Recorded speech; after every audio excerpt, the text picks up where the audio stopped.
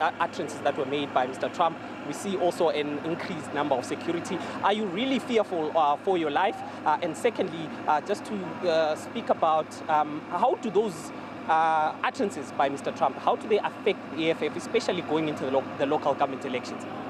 Well, I'm not fearful. As a revolutionary, part of being killed is one of those honors you must wear with pride. But I'm not going to be reckless. When he says to Ramaphosa, why is this man not in jail? Why are you not arresting this man? He simply means, why are you not killing this man?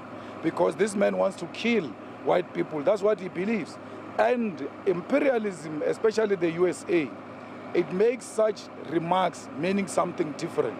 If you remember how they killed Gaddafi, they said no-fly zone and any other necessary means in Libya. And that meant Gaddafi is going to be killed. And that's how they took care of that situation in Libya. So we know imperialism killed. The president of South Africa was unable to defend the constitution of South Africa to say, this thing that you are accusing him of and saying to us we must arrest him. Firstly, we are a constitutional democracy and we are governed by the rule of law. The judiciary has expressed itself on this matter, including the highest court in the land. If I arrest him for that, then I will be violating the constitution of South Africa, which I must respect. He failed to do that. So when a president fails to do that, you have a responsibility to defend yourself. And that's exactly what we're doing. The EFF is more powerful now. Everybody else, all of you, including Sam Kelo, you said EFF is dead, EFF is irrelevant, and all of that, only to find it in the Oval Offices and to find it in the White House. And for a USA president to argue with the South African president who's in denial, who says, this is just a small party, it's so insignificant. He says, that's not a small party.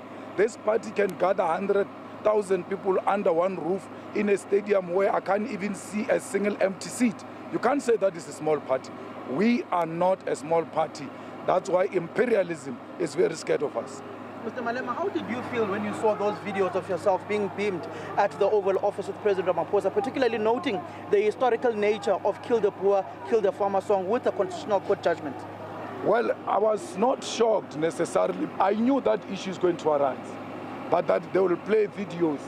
I was not sure. I didn't know all of that, but I knew that matter was going to arise.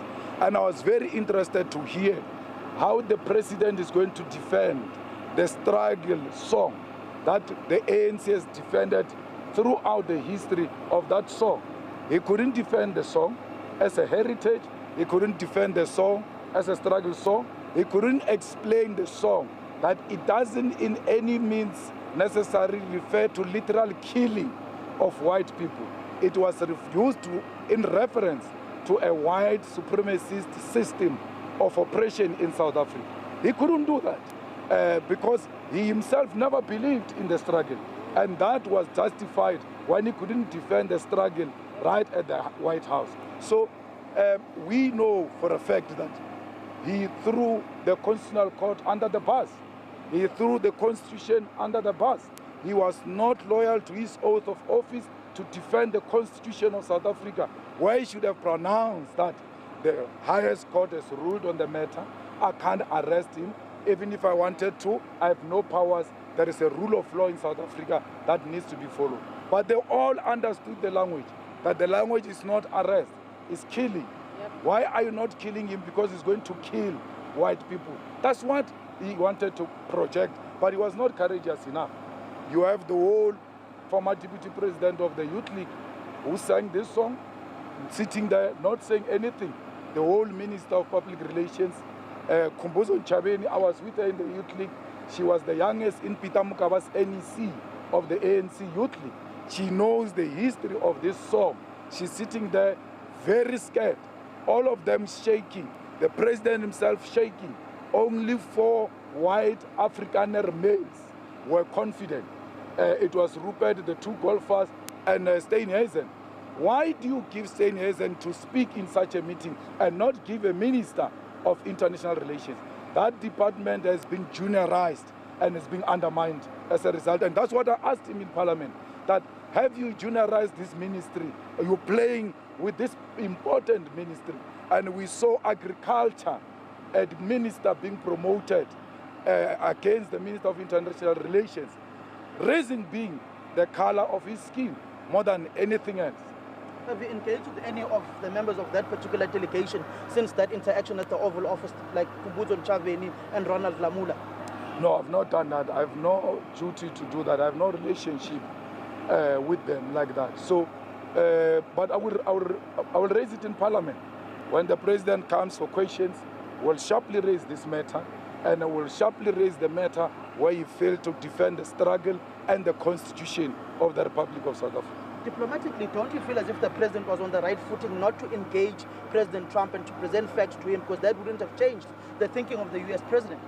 So to engage in a diplomatic engagement which doesn't present the facts is falsehood. It's not diplomacy.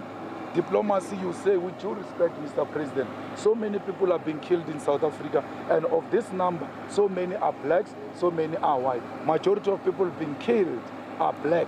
And you do that in the best way you can. Ramaphosa can do that. He's got the temperament to can do that. I can do that. I can't do that. I'm going to be very aggressive and not meet in one way. So Ramaphosa should have presented the facts. Look, he goes to Oval Office 2 days or a day after they released the crime stats, which means Ramaphosa was sitting there knowing the crime stats in South Africa. He still doesn't say, but this is not a true reflection.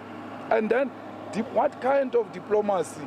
Samkelo is this one where you are shown a picture of another country and they say it's your country, and you are saying, no, if I clarify, it's going to be offensive diplomatically. Those are facts. Diplomacy never meant that. The truth must not be told, facts must not be put on the table. Anyone who has not made a follow-up after that press conference, they will never know that there are no mass graves of white people in South Africa. Our president was there. He has to be. The Minister of Intelligence, Mkhumbuzo Nchaveni, was there. She's got all the intelligence information they required. That's why she was there, to say there are no mass graves of white people. There is no genocide.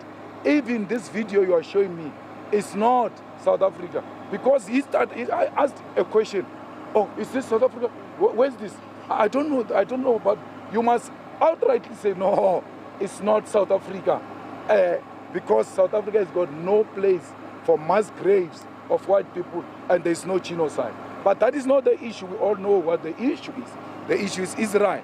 The issue is to push back South Africa on Israel, on Russia. The issue is to impose Starlink without following the necessary empowerment laws of South Africa. Okay. Thank you very much. Hugo, that